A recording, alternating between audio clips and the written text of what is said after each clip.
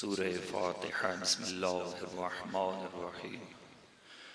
अल्हम्दुलिल्लाहि रब्बिल आलमीन अर्रहमानिर्रहीम मालिकि यौमिद्दीन।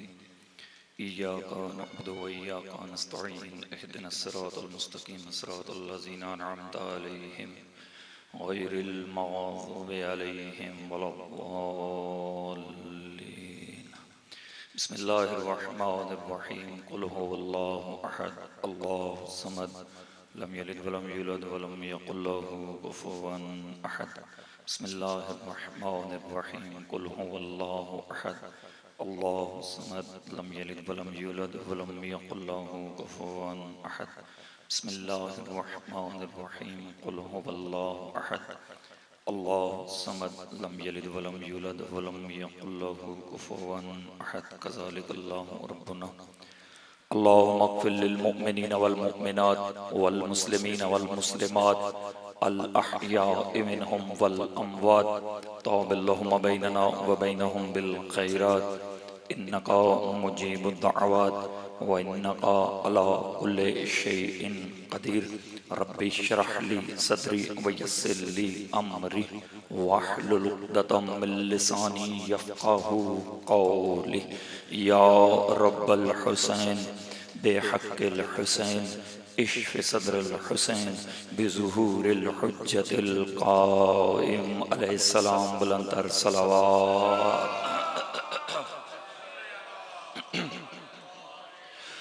मजलिस अज़ा की मकबूलियत के लिए बारिदी गिर बुलंदतर सलावत।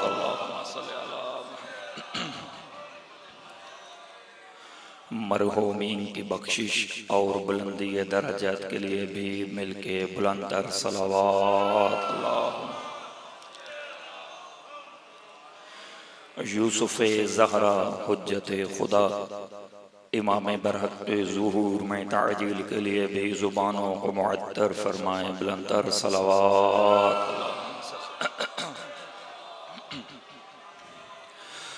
माशा अल्लाह ला हौला वला कुव्वता इल्ला बिल्लाहिल अलिय्यिल अज़ीम। अऊज़ु बिल्लाहि मिनश शैतानिर रजीम। बिस्मिल्लाहिर रहमानिर रहीम। सलावत। अल्हम्दुलिल्लाहि रब्बिल आलमीन। सलातो वस्सलाम वत्तहियातो वल इकराम अला बशीरिन नज़ीर अस्सिराजिल मुनीर सय्यदना व नबिय्यना व शफ़ीअना इंशा अल्लाह अबिल क़ासिम मुहम्मद।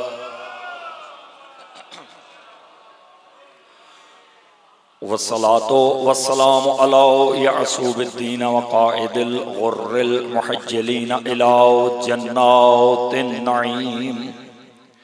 अस्सलामु अला ऐनिल्लाहिन नाज़िरा व यदिहिल बासिता व उज़ुनिहिल वाइया वल हिक्मतिल बालिग़ा अनी अमीरल मुअमिनीन अली इब्न अबी तालिब। सलावत।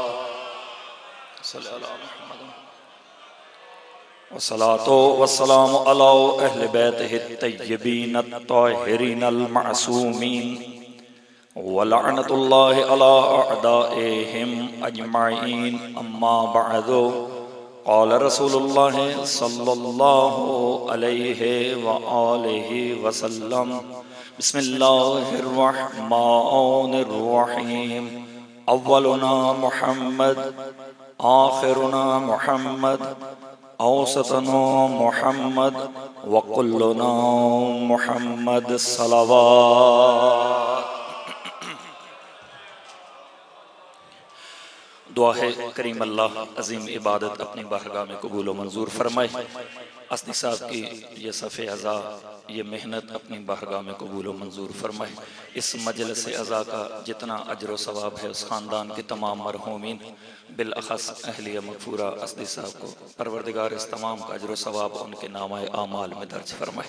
इस ज़िक्र का सदका मेरे अल्लाह तमाम मरीज़ों को शिफ़ाए कुल्ली अता फरमाए। यूसुफ़े ज़हरा हुज्जत खुदा इमाम बरहक के ज़ुहूर में ताजील फरमाए। जितना इमाम का इंतज़ार है उतनी बुलंद सलावात।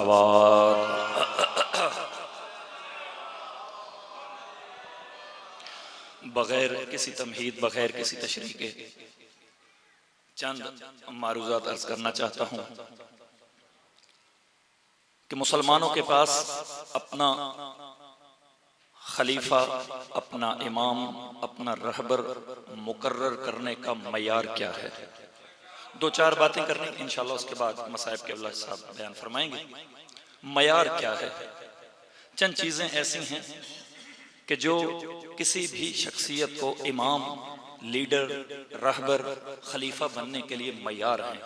उनमें सबसे पहली चीज कुरान, सबसे पहली चीज कुरान, दूसरी चीज सुन्नत, मासूमीन ने क्या कहा, रसूल ने क्या कहा, तीसरी चीज फितरत और चौथी चीज है अक्ल। ये चीजें मयार बनती हैं किसी भी शख्सियत को इमाम, लीडर या रहबर बनने के लिए या खलीफा बनने के लिए। अब चाहे अपनी सारी जिंदगी में मैं कोशिश करूंगा कि जल्दी जल्दी और तेजी से, ताकि कुछ मतालिब आप तमाम अहबाब तक पहुंचा सकूं। अब देखना यह है कि बाद अज रसूल इन तमाम चीजों को मद्देनजर रखते हुए खिलाफत के लिए, इमामत के लिए, रहबर होने के लिए जो चीज मयार है उस चीज का नाम है इल्म। यानी इल्म होना मयार है किसी भी शख्सियत का। अगर वो दावा करता है कि मैं इमाम हूं, मैं खलीफा हूं, मैं रहबर हूं, मैं लीडर हूं, तो उसके पास सबसे अव्वलीन चीज जो जरूरी है वो है उसका इल्म।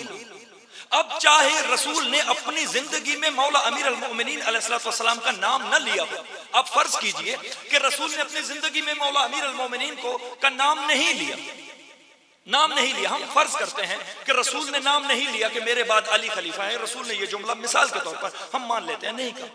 अगर ये नहीं कहा तो फिर सोचिए कि बाद अज रसूल इस कायनात का सबसे बड़ा आलिम कौन है। यानी कौन सी ऐसी हस्ती है, आप आज तक, आज के दिन तक, 25 शवाल 2026 तक, आज के दिन तक आप देख लीजिए कि दुनिया में जितने भी आलिम आए, चाहे किसी भी मजहब का, किसी भी इल्म का आलिम हो, तो उसके पास मयार क्या होता है कि वो अपने मौजूदा जो उसके पास इल्म होता है वो मखसूस किसी एक चीज का इल्म होता है। मसलन जो केमिस्ट्री में आलिम है मुमकिन है वो बायोलॉजी में आलिम ना हो, जो मैथ में आलिम है मुमकिन है वो फिजिक्स में आलिम ना हो। यानी आज तक आने वाले जितने भी आलिम आए वो किसी ना किसी जेहद से, किसी ना किसी सिमत से, वो कहीं ना कहीं किसी और इल्म से जाहिल भी थे। लेकिन खलीफा होना का मयार क्या है कि ऐसी शख्सियत कि दुनिया तो जिसके दरवाजे पर आए लेकिन वो किसी के दरवाजे पर न जाए, वो किसी के दरवाजे, मैं तेजी से अर्ज करना चाहता हूं, वो किसी के दरवाजे पर ना आए।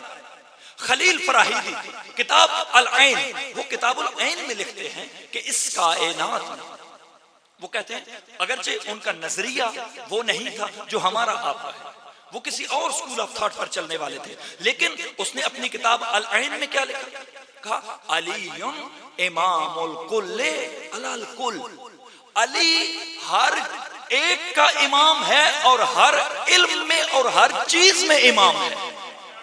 यानी अली हर चीज का। किसी ने सवाल किया मत दलील, तुम्हारे पास इस बात की दलील क्या है कि अली सबका इमाम है और हर चीज पर इमाम है। उसने कहा मेरे पास फकत यही दलील है कि कायनात अली के दरवाजे पर झुकती है लेकिन अली किसी के दरवाजे पर नहीं झुकते। अली या अली अलैहिस्सलाम, अली किसी के दरवाजे पर या अली अलैहिस्सलाम। यही क्योंकि मुझे गुफ्तगू करनी है इमाम सादिक अलैहिस्सलाम के मुतालिक, एक या दो कलिमात अर्ज करने हैं, बहुत ज्यादा लंबी चौड़ी नहीं। जो इल्म अली का है वही इल्म इन तमाम का है, वही इल्म इन तमाम हस्तियों का है। कुरान का एक वाज़ेह फैसला है हमारे लिए कि जब हजरत मूसा को कहा गया, मैं मुख्तसरन अर्ज करना चाहता हूं इशारे के लिए कि इन तमाम हस्तियों का इल्म क्या मयार रखता है। जब मूसा अलैहिस्सलाम ने परवरदिगार से कहा मेरे अल्लाह मुझे इल्म चाहिए, तो मूसा को कहा गया कि जाओ खिज़र के पास, मैं तेजी से कोशिश कर रहा हूँ, खिज़र के पास जाओ। खिज़र के पास पहुंचे, मुझे इल्म हासिल करना है। खिज़र ने मूसा को साथ लिया, अब सफर करते हुए जा रहे हैं। कहा तुम मेरे साथ रह नहीं पाओगे, लेकिन क्या कहा मूसा ने कि मैं सब्र करूंगा, आप मुझे इल्म दीजिए। सफर करना शुरू किया, कश्ती में सवार हुए, कश्ती में एक मकाम पर पहुंचे। खिज़र ने कश्ती में छेद कर दिया, कश्ती में सुराख कर दिया। मूसा ने सवाल किया, खिज़र खामोश रहे।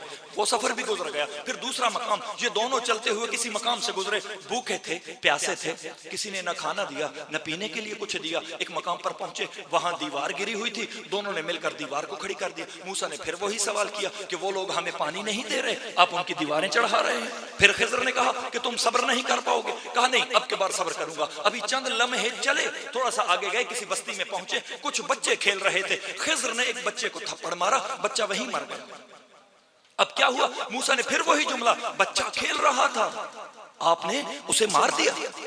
कहा फिराक बैनी व बैनक, ये तुम्हारे और मेरे दरमियान फिराक है, यहां से तुम्हारा रास्ता अलग, मेरा रास्ता अलग। कहा बेशक ये सब कुछ ठीक है, लेकिन मुझे बताइए तो सही कि ये सब कुछ आपने किया क्यों? कहा कश्ती में छेद इसलिए किया, आगे एक बादशाह खड़ा था जो सही और सालम कश्तियों को लूट लेता था, मैंने उस कश्ती में सुराख कर दिया ताकि इसकी कश्ती लूटने से बच जाए। वहां दीवार मैंने इसलिए खड़ी की कि वो यतीम बच्चों का माल था जो उस दीवार के नीचे दबा हुआ था, मैं चाहता था कि उनका वो माल बच जाए। और वो जिस बच्चे को मैंने थप्पड़ मारा और वो इस दुनिया से चला गया, वो अपने बाप के लिए बायस शर्मिंदगी होता, बायस कुफ्र होता, अल्लाह उनको इसका बेहतरीन नेमुल बदल अता करेगा। जब ये बातें हो चुकी, अब दोनों के दरमियान जुदाई होने लगी। अभी चंद लम्हे गुजरे कि हजरत मूसा ने देखा कि एक परिंदा जमीन पर आता है, पानी से अपनी चोंच में एक कतरा पानी का लेता है, आसमान पर जाता है, पहले मशरक, फिर मगरब, फिर शुमाल, फिर जनूब, चारों अतराफ में एक एक कतरा उठाकर लेकर जाता है और चारों मकामात पर गिरा देता है। अब मूसा ने खिज़र से सवाल किया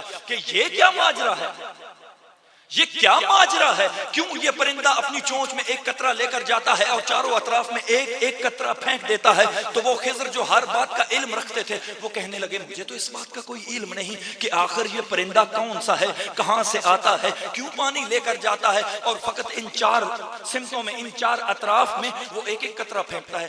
पास ही एक बंदा था जो चरवाहा था, वो पास पहुंचा। अब इधर खिज़र हैं, उधर मूसा हैं, दो अल्लाह के नबी हैं, वली हैं। उनसे कहने लगा अगर आपको इस बात का इल्म नहीं तो मैं आपको बताता हूं कि ये परिंदा क्यों ऊपर आसमान पर जाता है, क्यों एक एक कतरा लेकर जाता है और चारों अतराफ में गिरा देता है। पूछने लगे दोनों कि आखिर असबाब क्या है, क्यों ये परिंदा आसमान पर जाता है? कहा सुनो, ये परिंदा अपनी चोंच में एक एक कतरा आसमान पर लेकर जाता है, और मैं कोई आम चरवाहा नहीं, मैं अल्लाह का फरिश्ता जिब्राईल हूं, मैं कोई आम चरवाहा नहीं, मैं परवरदिगार की तरफ से तुम्हें ये बताने आया हूं कि ये परिंदा जो अपनी चोंच में एक एक कतरा लेकर आसमान पर जाता है और चारों अतराफ में एक एक कतरा गिरा देता है, वो परवरदिगार जमाने को बताना चाहता है कि याद रखना, इस कायनात की चारों अतराफ में मौजूद तमाम के तमाम उलमा का इल्म आले मोहम्मद के मुकाबले में ऐसे ही है जैसे समंदर के मुकाबले में इसकी चोंच में एक कतरा है। यानी या अली अलैहिस्सलातु वस्सलाम, वो एक कतरा जो समंदर से वो परिंदा उठाता है, दरअसल वो आप दोनों नबियों को ये बताना चाहता है कि तमाम लोगों का इल्म, चाहे वो औलिया हो, चाहे वो अंबिया हो, उन तमाम का इल्म आले मोहम्मद के मुकाबले में ऐसे ही है जैसे समंदर के मुकाबले में इसकी चोंच में आने वाला एक कतरा है। यही है इमाम सादिक अलैहिस्सलाम। मुझे बड़ी खुशी हुई, थोड़ी देर पहले यहाँ पर किबला शमस शाह साहब एक बड़ा खूबसूरत वाकया बयान कर रहे थे। वो कह रहे थे कि इमाम जाफर सादिक अलैहिस्सलाम की वो हस्ती कि जिनकी महफिल में बैठने वाले एक एक दो दो साल के लोग अपने आप को इमाम आजम कहलवाने लग पड़े, अपने आप को इमाम आजम कहलवाने लग पड़े। अब जरा इंसान अकल के पैमाने पर इस बात को परखे कि जो 2 साल इमाम की महफिल में बैठा वो अपने आप को इमाम आजम कहता है, तो जरा सोचिए कि उसके इमाम का इल्म कितना वजनी होगा, उसके इमाम का इल्म क्या होगा कि 2 साल, फकत 2 साल पढ़ने वाला बंदा अगर इमाम आजम हो सकता है तो इमाम आजम के उस्ताद का इल्म क्या मयार रखता होगा। 3 साल की उम्र मुबारक इमाम जाफर सादिक अलैहिस्सलाम की, 3 साल की उम्र मुबारक। अब्दुल मलिक बिन मरवान का दौर है, शाम में एक मुनाजिर आता है मिस्र से और आकर मुनाजरा करता है। तमाम जितने के जितने उलमा थे, जरा देखिए, ये दुनिया में आकर इल्म हासिल नहीं करते, ये इल्म लुदूनी के मालिक हैं जो परवरदिगार की बारगाह से इल्म हासिल करके आते हैं। इधर जब अब्दुल मलिक बिन मरवान के पास दरबार में ये पहुंचता है मुनाजिर और आकर बात करता है, हर तरह के, हर मकतबे फिक्र के आलिम को वो शिकस्त दे देता है। जब कुछ नहीं बचता तो ये अब्दुल मलिक बिन मरवान से मुखातिब होकर कहता है कि जब मेरी बात साबित हो चुकी है तो जो बात मैं कर रहा हूं उसे अपने इस्लाम का हिस्सा बनाकर नाफिजुल अमल करो। वो क्या बात थी कि हर इंसान अपने मामलात में खुद मुख्तार है, उसमें अल्लाह का कोई काम नहीं, ये उसका दावा था। और इसमें वो कितने ही लोगों को शिकस्त दे चुका था।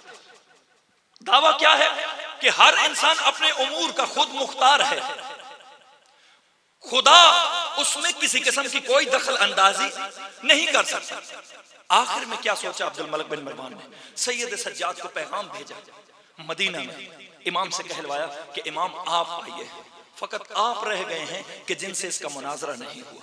अब इमाम सैयद सज्जाद खुद भी नहीं आए, ना ही अपने बेटे इमाम मोहम्मद बाकिर अलैहिस्सलाम को भेजा, बल्कि 3 साल की उम्र मुबारक है इमाम जाफर सादिक अलैहिस्सलाम की, इमाम को एक गुलाम के साथ शाम भेज दिया कि जाइए जाकर उससे मुनाजरा कीजिए। अब जब इमाम दरबार में पहुंचे तो अब्दुल मलिक बिन मरवान जब दरबार में दाखिल हुआ तो पूछने लगा कि ये बच्चा कौन है, कौन है ये बच्चा। बताया गया कि ये बच्चा सैयद सज्जाद का पोता है, इसे सैयद सज्जाद ने भेजा है। अब वहां इमाम ने उससे बात की, कहा इतने बड़े बड़े, जब उसने कहा ना इमाम से कि इतने बड़े बड़े उलमा आए और उसकी किसी सवाल का जवाब नहीं दे पाए, तो ये बच्चा क्या जवाब देगा। उस वक्त इमाम सादिक अलैहिस्सलाम ने एक जुमला कहा, सुनो तुम उसे बुलाओ, मैं तुम्हारा और अपना वक्त ज्यादा जाया नहीं करूंगा, मैं ज्यादा वक्त जाया नहीं करूंगा। अभी चूंकि मुनाजरे का एक तरीकेकार था, दोनों तरफ मसनदें लगती थी, कुर्सियां लगती थी, सोफे लगते थे, जो कुछ भी लगता था, एक तरफ एक फरीक बैठता था, दूसरी तरफ दूसरा फरीक बैठता था। जब उस मुनाजर को बुलाया गया तो उसने आकर देखा कि जो मेरे मुकाबल में मसनद लगाई गई है उस पर एक 3 साल का बच्चा बैठा है, जो मेरे मुकाबल में जो मसनद लगाई गई है उस मसनद पर एक 3 साल का बच्चा बैठा है। तो ये कहने लगा कि ये मेरे लिए बायस तौहीन है कि मैं इस बच्चे से मुनाजरा करूं। इतने बड़े बड़े तुम्हारे मजहब के उलमा आए और मेरी बात का जवाब ना दे सके। अब ये 3 साल का बच्चा, अब इमाम ने अपना जुमला तब्दील किया। पहले जो इमाम ने कहा था ना कि मैं तुम्हारा और अपना इतना वक्त जाया नहीं करूंगा, अब इमाम सादिक अलैहिस्सलाम ने उस मुनाजिर को मुखातिब करते हुए कहा, सुन तुम अपनी मसनद पर बैठकर अपना सवाल पेश कर, मैं अपना कीमती वक्त तुम्हारे ऊपर जाया नहीं करना चाहता, मेरा वक्त बड़ा कीमती है, 3 साल के हैं इमाम। उसने इमाम से सवाल किया, कहा मेरा एक ही सवाल है आपके लिए। क्या सवाल? कहा अल्लाह का कोई अमल दखल नहीं इंसान के उमूर में, इंसान खुद मुख्तार है, उसके किसी भी अमल में परवरदिगार का कोई काम नहीं। तो इमाम ने उससे एक जुमला कहा आपको कुरान आता है? कहा जी बिल्कुल कुरान आता है। कहा शुरू कीजिए, सूरह फातिहा सुनाइए। अब उसने सूरह फातिहा पढ़ना शुरू की, बिस्मिल्लाहिर रहमानिर रहीम, अल्हम्दुलिल्लाहि रब्बिल आलमीन, अर्रहमानिर रहीम, मालिकि यौमिद्दीन, इय्याका नअबुदु व इय्याका नस्तईन। जब यहां तक पहुंचा तो इमाम ने बुलंद आवाज से कहा रुक जाओ।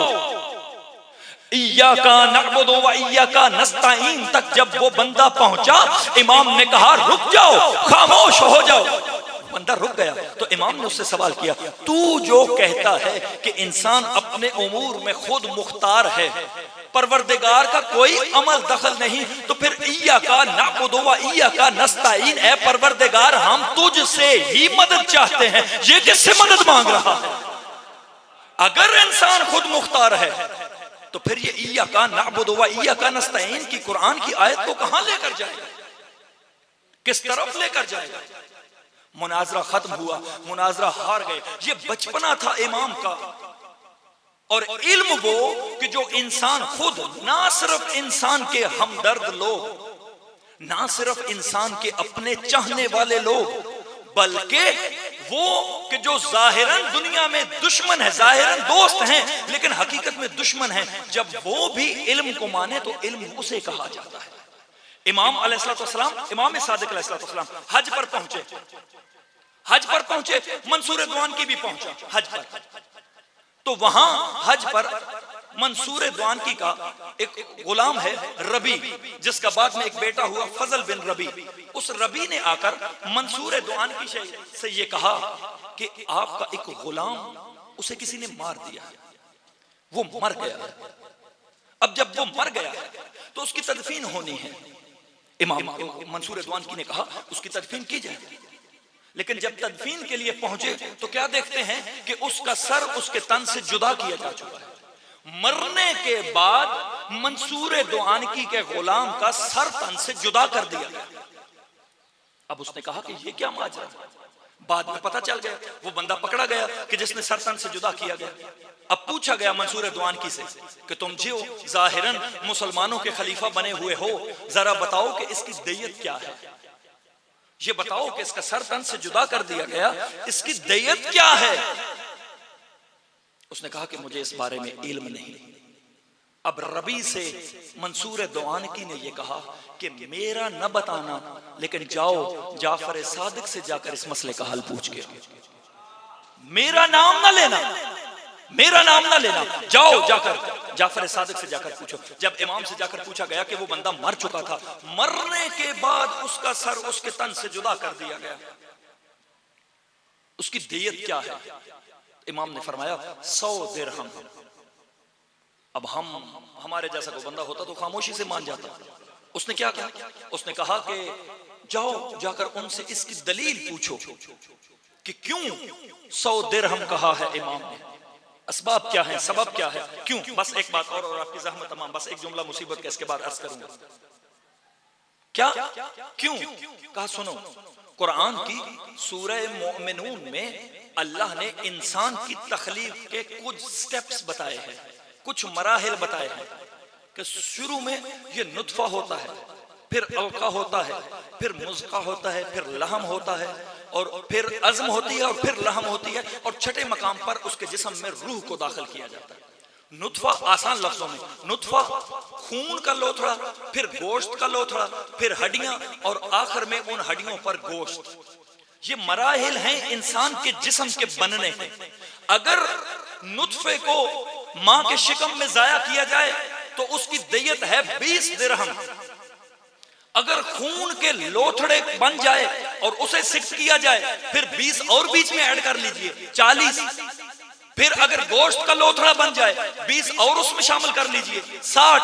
अगर हड्डियां बन जाएं, फिर 20 और उसमें शामिल कर लीजिए, 80।